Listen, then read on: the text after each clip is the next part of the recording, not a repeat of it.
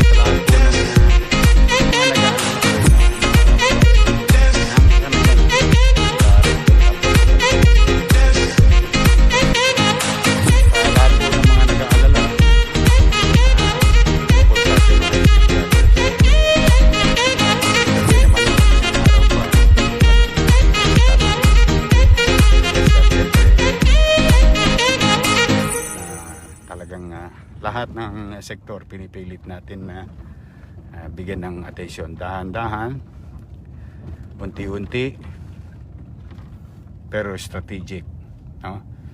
Sa mga nag-aalala natin mga manunood, sa mga ipinorward nyo sa aking picture, message tungkol sa street dwellers, ayan po, sila po pinakakain ng pamalang lungsod ng agahan, tanghalian at hapunan. Kaya lamang yung ilang mga kababayan nating street dwellers at saka mga bisita nating street dwellers na pumupunta sa Maynila, from time to time lumalabas pa rin sila. Namimiss nila yata yung Hotel de Calao at Hotel de Rojas Boulevard. Pero pinipilito natin ibalik sila at palalakihin pa natin yung area. As you can see, we provided certain level of decency sa panirahan nila, for the meantime. They have a separated, they are segregated through yung tent, no? Sige. Tapos ito naman, no?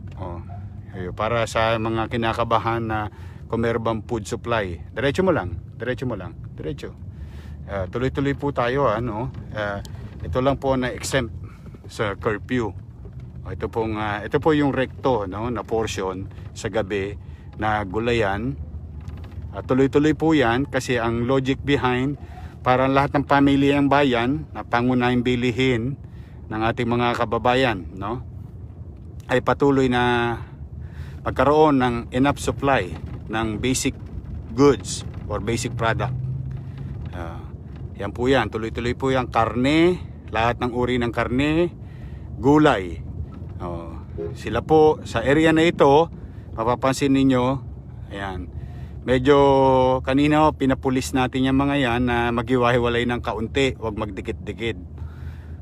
Pero alam niyo naman, ang mga utaw kung minsan talagang sintigas ng ulo ng bakal ang ulo, pero still will try to discipline the area, but they are allowed in this area, kaya wala silang dapat ipangamba. Hanggang 1 luna lang ho yan. Tapos yan, ayan na po, ayan, makikita nyo, 1 luna, wala na po. Hanggang dyan lang po sila. And we continue to clean it at 5 a.m. After that, itong area na to, lahat ng maglalakad na dito, huhuliin na po. May curfew na. So doon lang yung walang curfew sa buong Maynila. Kasi to continue to have a normal life with regard to our basic needs, no, ng ating mga kababayan sa lungsod at tulong din namin sa Metro Manila.